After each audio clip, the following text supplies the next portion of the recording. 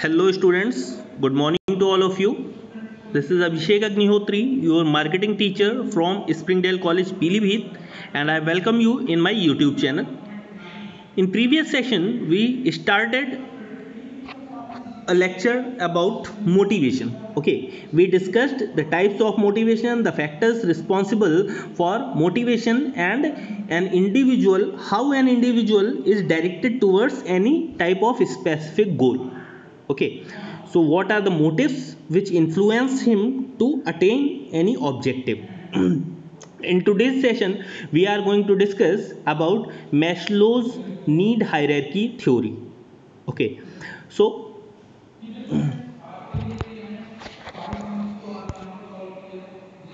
theories of work motivation. Whenever we are working in a formal organization, then it is very important for us to understand that what are the motivational factor that push us towards any work. Okay, Maslow's theory of need hierarchy. Abraham Maslow is an American psychologist viewed the motivation of human being as arising from level of hierarchy of needs. जैसे जैसे हम लोगों की need की hierarchy बढ़ती रहती है, वैसे वैसे हम लोगों की नीड चेंज होती रहती है. ठीक है, जैसे जैसे बेसिक नीड हम लोगों की सेटिस्फाई होगी तो हम लोग दूसरी नीड की तरफ बढ़ जाते हैं. फिर जब वो नीड सेटिस्फाई होती है तो हम लोगों की नीड्स और बढ़ जाती. तो इसी तरह से नीड्स का एक सीक्वेंस होता है जिन्हें एक हायरार्की की फॉर्म में एक इंडिविजुअल सेटिस्फाई करता है. According to Abraham Maslow, each one of us is a wanting being. Human being जो है वो हमेशा किसी न किसी चीज़ के लिए वांट करता ही रहता है. उसकी नीड कभी भी सेटिस्फाई नहीं होती. एक नीड सेटिस्फाई होती है तो वो दूसरी नीड को, अपने ऑब्जेक्टिव को सेटिस्फाई करने के लिए फिर से एफर्ट करने लगता है. Okay, so human being is a wanting being. Human being हमेशा कुछ ना कुछ चाहता रहता है, चाहे अपने आसपास के लोगों से हो, चाहे वो अपने वर्क प्लेस से हो, या फिर उसकी सोसाइटी से. वो कुछ ना कुछ उसकी नीड अनसेटिस्फाइड रहती ही है. तो वो होल लाइफ कुछ भी अपनी नीड को सेटिस्फाई करने के लिए वर्क में लगा रहता है.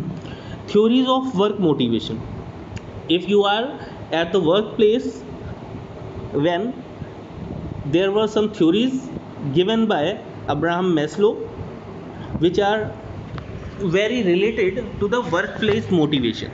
His basic assumptions were, इस थ्योरी के बेसिक assumptions क्या थे वो हम लोग डिस्कस कर लेते हैं. All human needs can not be satisfied.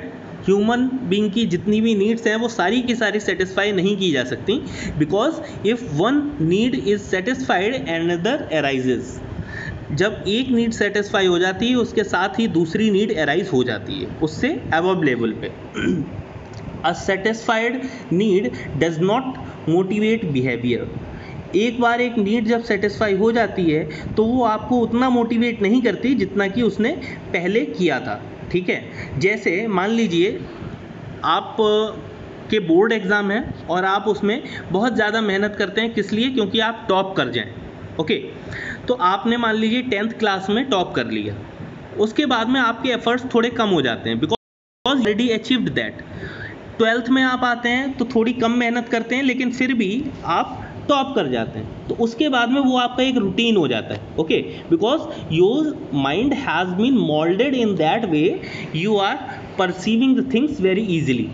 Okay, तो जितना मोटिवेट कोई नीड स्टार्टिंग में करती है उतना ही मोटिवेट बाद में नहीं करती. जैसे कि अगर बच्चों की साइकोलॉजी की बात की जाए तो काफ़ी बार आपने देखा होगा कि बच्चे किसी पर्टिकुलर टॉय के लिए या खिलौने के लिए या मोबाइल के लिए जिद करते हैं और जब उन्हें लेके दे देते हैं तो कुछ दिनों तक तो उसके लिए उसमें बहुत चार्म रहता है. ठीक है, उससे बहुत ही ज़्यादा एसोसिएटेड रहते हैं. बट कुछ दिनों बाद जब उन्हें पता चल जाता है कि हमारी नीड सेटिस्फाई हो गई है तो उसके लिए उतना मोटिवेशन उनके अंदर से नहीं अराइज होता. ठीक है, और वो उन चीज़ों को जनरल वे में देखने लगते हैं. For example, if we are talking about a satisfied need, we can take an example of need for food motivates only till one gets the food. आपको अगर भूख लगी है तो आप उस एक्सटेंट तक एफर्ट करेंगे जब तक आपको फूड नहीं मिलता. एक बार आपको फूड मिल जाता है and your hunger is satisfied, then you do not make effort in that much intensity. Okay, उतनी इंटेंसिटी से आप वर्क नहीं करते जितनी इंटेंसिटी से पहले कर रहे थे। Theories of work motivation. Third point is some needs are innate, natural और इनहेरेंट। इसका मतलब ये है कि कुछ नीड्स जो होती हैं वो हर इंडिविजुअल के अंदर होती हैं और वो हमेशा बचपन से ही उसके अंदर बनी हुई होती हैं, वो इनहेरेंट होती हैं, वो उसके पेरेंट्स से उसे विरासत में मिली हुई होती हैं कि जिन्हें सेटिस्फाई करना ही करना है as an human being. Okay, for example, the need for food and water, while some are acquired from social experience. For example, need for social, okay, कुछ नीड्स जो होती हैं वो हम लोगों की बट नेचुरल होती हैं, जिन्हें हम लोग सेटिस्फाई करने के लिए एफर्ट्स करते हैं, जो हम लोगों को इनहेरेंट होती हैं, और वो नीड तो बेसिक नीड है ही हमारी। उसके अलावा कुछ नीड्स जो हैं वो सोसाइटी की वजह से होती है, जैसे आपके सोशल स्टेटस को मेंटेन करने की नीड। ठीक है, आप किसी सोसाइटी में रहते हैं और उस सोसाइटी के लोग जो हैं वो हायर इनकम ग्रुप के हैं, then you also try to be a part of that society and try to maximise your income resources. Okay, आप अपने इनकम रिसोर्सेज को ज़्यादा से ज़्यादा बढ़ाने की कोशिश करते हैं जिससे आप अपने स्टेटस को मेंटेन कर पाएँ उन लोगों के साथ में। तो कुछ नीड्स जो होती हैं वो सोसाइटी से एक्वायर्ड होती हैं और कुछ नीड्स जो होती हैं वो नेचुरल होती हैं। The fourth hypothesis of this theory was human beings attempt to satisfy their need in a specific order based on the hierarchy. Human being हमेशा अपनी नीड्स को एक ऑर्डर में सेटिस्फाई करने की कोशिश होता है, उसकी एक प्रायोरिटी होती है। अच्छा, आप लोग अपने माइंड में एक बार खुद डिसाइड करके देखें कि आपको अगर भूख लगी है और आपको एक मोबाइल की भी नीड है, तो पहले आप कौन सी नीड को सेटिस्फाई करेंगे?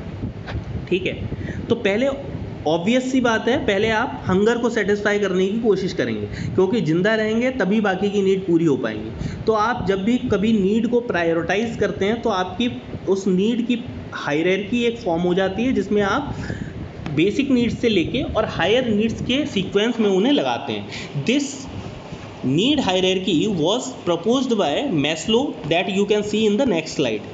Yes, this is the Maslow's need hierarchy theory. Need hierarchy pyramid. Okay, first at very basic level at the bottom you can see there are physiological needs. At second level, on second step, you can see safety and security needs. After that, a person satisfy his social needs. After that, at fourth level, he satisfy his esteem needs, and at the end he is motivated towards satisfying his self actualization need. अब ये सारी needs होती क्या हैं और इसमें individual किस तरह की चीज़ों को पाना चाहता है वो हम लोग आगे डिटेल में डिस्कस करेंगे। First we are going to elaborate about physiological needs. Okay, आप लोग स्पेलिंग बहुत ध्यान से देख लें, ये फिजियोलॉजिकल वर्ड है, साइकोलॉजिकल नहीं है। ठीक है, many of the times students are confused between physiological and psychological. These are physiological needs, जो हमारे बॉडी से रिलेटेड, जो हमारे शरीर से रिलेटेड जो भी हमारी आवश्यकताएं हैं वो सारी फिजियोलॉजिकल नीड्स में आती हैं। These are necessary to sustain life, अपनी लाइफ को जीने के लिए जिन चीज़ों की आपको ज़रूरत होती है, those are kept in the basket of physiological need. Okay, they include food, water, clothing, shelter. रोटी, कपड़ा और मकान आपने सुना होगा, these are basic needs of a human being. तो यही रोटी, कपड़ा और मकान और पानी या फिर साफ हवा, these are basic needs of a human being and these are known as physiological need. At very first level, every individual try to satisfy his basic need first. These needs have highest potency for motivation. ये needs जो हैं इनमें सबसे ज़्यादा motivation, ये सबसे ज़्यादा motivate करती हैं एक इंडिविजुअल को इन्हें अचीव करने के लिए। अगर आपको भूख लगी हो तो आप किसी भी तरह से कोशिश करेंगे कि आप अपनी डेली मील का मतलब प्रिपरेशन जो है वो कर पाएँ या इतनी अर्निंग कर पाएँ जो आपकी डेली मील आराम से चलती रहे। बाकी सारी नीड्स को आप एक साइड में रख देंगे। ठीक है, उसके बाद में जब आपकी भूख शांत हो जाती है तो आप क्या करते हैं, तो ये कोशिश करते हैं कि आप अच्छे से अच्छे कपड़े पहन सकें। ठीक है, इसी तरह से आपकी नीड्स जो हैं वो प्रायोरिटी के क्रम में लगती रहती हैं. A person who lack these will be motivated by these. जिन लोगों के पास इन चीज़ों की कमी है, he is motivated to attain these things. जिन लोगों के पास इन सारे ऑब्जेक्ट्स की, इन सारे रिसोर्सेज की कमी है, वो हमेशा इन चीज़ों को पाने के लिए मोटिवेटेड रहते हैं. आप देखेंगे लेबर क्लास के जो भी लोग होते हैं, वो इस बात पे ज़्यादा ध्यान नहीं देते कि हमारे कपड़ों पे प्रेस है या नहीं है, हमारा घर अच्छा बना है या नहीं है. First they satisfy the basic physiological need which is necessary because of the survival of life. अपने लाइफ को चलाते रहने के लिए इन नीड्स को सेटिस्फाई करना पहले ज़रूरी होता है. Now we are moving forward towards safety needs. This is the second step of the need hierarchy. When physiological needs are reasonably satisfied, जब फिजियोलॉजिकल नीड्स सेटिस्फाई हो जाती है, उसके बाद में नेक्स्ट नीड जो आती है वो सेफ्टी की नीड आती है. Okay, safety need begins to manifest themself. अपने आप को सुरक्षित रखना और अपनी फैमिली को सुरक्षित रखना या उन्हें सुरक्षा दे पाना, that is the second need of a human being. जब आपकी बेसिक नीड सेटिस्फाई हो जाती है तो उसके बाद में सेफ्टी के ही पर्पज़ से. अच्छा, एक बात बताइए कि जब भी आप मकान बनाने की कोशिश करते हैं तो उसमें गेट लगवाते हैं, फिर उसमें लॉक का सिस्टम करते हैं. ओके, तो ये किस लिए? थेफ्ट, चोरी से बचने के लिए. ठीक है, आप अपनी फैमिली की सेफ्टी के लिए कुछ ना कुछ शेल्टर का इंतज़ाम करते हैं, उनके लिए घर का इंतज़ाम करते हैं. किस लिए? उनकी सेफ्टी के लिए. So after the physiological needs are satisfied, one tries to satisfy his safety needs. These needs include protection from physical danger such as fire और accident. किसी भी एक्सीडेंट से अपने आप को सुरक्षित रखना और किसी भी चोरी की घटना से या फिर आग लगने की घटना से अपने आप को सुरक्षित रखना. That is the second priority of an individual. Economic security. Third is economic security. Security can be taken as in both ways, physical security as well as economic security. Physical security मतलब अपनी family members की और अपने आप की किसी भी threat से सुरक्षा करना, किसी भी आने वाली प्रॉब्लम से सुरक्षित रखना. और इकोनॉमिक सेफ्टी का मतलब है अपने फाइनेंशियल रिसोर्सेज को सेफ रखना. आपने देखा होगा सबसे पहली नीड आपकी क्या है? हंगर. ओके, पहले आपको खाने के लिए मिलना चाहिए. उसके बाद में सेकेंड नीड क्या है? सेफ्टी. आपके पास घर होना चाहिए. सेफ्टी में भी सबसे पहले आपकी फिजिकल सेफ्टी आती है, आपकी फैमिली सुरक्षित रहे किसी भी तरह के डेंजर से. ठीक है. सेकेंडली आपकी आती है इकोनॉमिक सेफ्टी. इकोनॉमिक सेफ्टी मतलब आपका बैकअप, जो आपने मनी अर्न किया है वो भी सेफ रहे. तो उसके लिए क्या करता है? एक इंडिविजुअल बैंक अकाउंट खुलवाता है सेफ्टी पर्पज से. ठीक है. So this is the second need in the need hierarchy theory which is called safety need. Now coming to third need, it is social need. जब आप सुरक्षित हो जाते हैं, जब आपकी फैमिली सेफ हो जाती है and economically you are safe. Okay, after that you try to mingle with the society, you try to interact in the society and try to become a part of active society member. When psychological when physiological and safety needs are reasonably satisfied, social need becomes important motivators. जब पिछली दो needs आपकी satisfy हो जाती हैं, उसके बाद में सोशल नीड्स आपकी अकर होती हैं और उसके लिए आप मोटिवेट होते हैं उन्हें सेटिस्फाई करने के लिए. Man is a social being and want to receive and give acceptance, friendship and affection. हर इंसान एक दूसरे इंसान के साथ में जुड़ा रहना चाहता है, उससे फ्रेंडशिप करना चाहता है और अपने सिमिलर लोगों से ये भी चाहता है कि वो उससे अफेक्शन या फिर ममता या फिर अट्रैक्ट हों उसकी तरफ. ठीक है. He is trying to make efforts in order to make a group of people which is having the similar characteristics to him. उसके साथ में जिनकी सेम कैरेक्टरिस्टिक्स हैं, उन लोगों के साथ में सोशल ग्रुप्स बनाने की इच्छा करता है. ठीक है. So these motives motivate a person to satisfy the social needs. He feel the need of belongingness. वो एक दूसरे के साथ में जुड़े हुए रहने की कोशिश करता है. For being an accepted member of a normal society, एक सोसाइटी का एक्सेप्टेड मेंबर बने रहने की कोशिश करता है और लोग आपकी बात को सुने और आपकी बातों को एक्सेप्ट करें, ये भी कोशिश करता है. So this is the part of social need. Socially you want to be accepted by others. Fourth is esteem needs. esteem needs की बात करें, then when the first three needs are essentially satisfied, esteem needs become dominant. जब आपकी first three needs, you are a active member of society and people love you as a society member. Okay, after that esteem needs become dominant. The person must feel important and must also receive recognition from others. Once you are a member of society, तो आप कोशिश करते हैं कि आपको लोग recognise करें, आपको अलग तरीके से देखें या फिर आप को इम्पोर्टेंस दें. ओके, हर इंसान ये चाहता है जब आपकी बेसिक नीड्स सेटिस्फाई हो गई हैं तो आपको लोग आपकी आइडेंटिटी से पहचानें और आपकी अलग आइडेंटिटी सोसाइटी में बने. ठीक है, तो उसके लिए आपको रिकॉग्नाइज करवाना होता है खुद को. उसके लिए आप एफर्ट करते हैं, कुछ अच्छे काम करते हैं जिससे लोग आपको आपकी तरफ अटेंशन पे करें. Okay, Thus, feelings of self-esteem, self-confidence, and prestige and power are produced when are related to enhance completeness and knowledge. Okay, so feeling of self-esteem is satisfied by the people by learning the things, by educating themselves, by performing different type of social activities in the societies. ये सारे काम आप लोग इसलिए करते हैं जिससे आपकी सोसाइटी में एक रेपुटेशन बन सके. Now we are coming to last stage of need hierarchy, that is self actualization.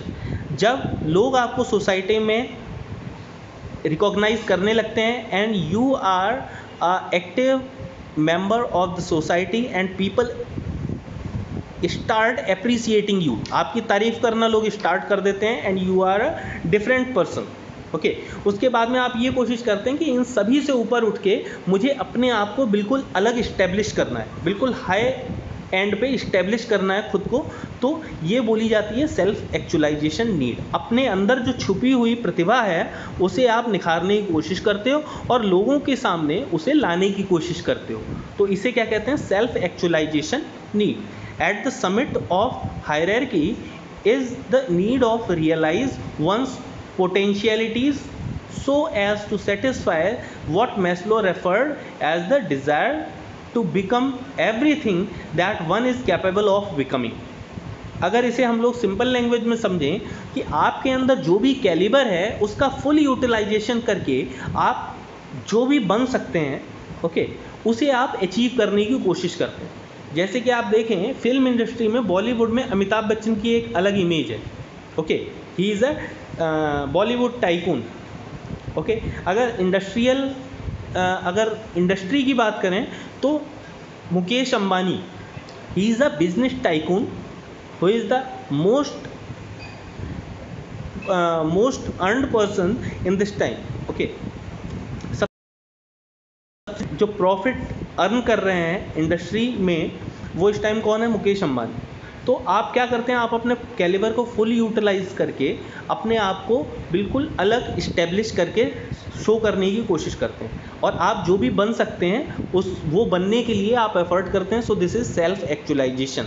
अपने आप को रियलाइज करना और अपने आप को लोगों को प्रूफ करने के लिए एफर्ट्स करना, this is self actualization. Thus, the person becomes interested in self-fulfillment, self-development, and creativity in the broadest sense of term. Okay, अपने आप के बारे में सोचने लगता है इंसान और अपने आप को किस तरह से इम्प्रूव करता है उस वे में वो एफर्ट करना स्टार्ट कर देता है. So this was the need hierarchy theory given by Maslow and we have discussed it in detail.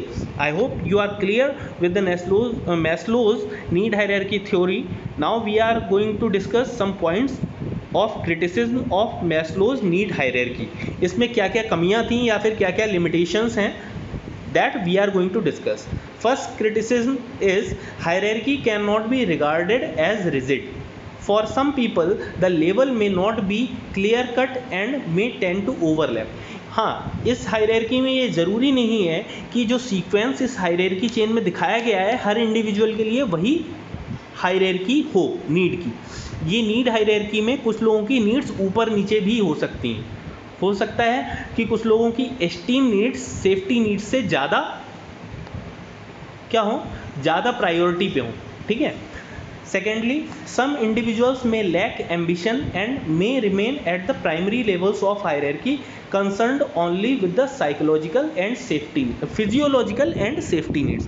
कुछ लोग इतने ज़्यादा मोटिवेटेड नहीं होते हैं, वो लोग अपनी पूरी लाइफ में सिर्फ फिजियोलॉजिकल नीड और सेफ्टी नीड्स को ही सेटिस्फाई करने में लगे रहते हैं. And for those people only it is important to satisfy their physiological needs and safety needs. पैसा कमाना, सेफ्टी रखना और अपनी फिजियोलॉजिकल नीड को सेटिस्फाई करना, उनकी लाइफ में बस यही मोटिवेशन होता है. Third limitation of this theory is the order suggested by Maslow may not be applicable to everybody. जो ये हम लोग पहले भी डिस्कस कर चुके हैं कि जो ऑर्डर मैस्लो ने दिया था, physiological needs, safety needs, social needs, esteem needs, self actualization, ये हर इंडिविजुअल के लिए सेम ऑर्डर में चले ये ज़रूरी नहीं है. कुछ लोगों के लिए एस्टीम नीड्स पहले आ सकती है और सेफ्टी नीड बाद में आ सकती है. Fourth point is a single need cannot motivate an individual. There may be several and that too in combination of existing. ज़रूरी नहीं है कि इंडिविजुअल जो है वो अपनी एक सिंगल नीड के लिए मोटिवेट हो. ये भी हो सकता है कि वो एक जो उसकी नीड्स का ग्रुप है उसको सेटिस्फाई करने के लिए वर्क कर रहा हो. Okay, so these are the concept of Maslow's need hierarchy theory. In upcoming session we will discuss about Herzberg two-factor theory, McGregor theory, room expectancy theory and Porter's law model. Okay, so this is for all for today's session. We will meet in the next session. Till then, take care. Thank you.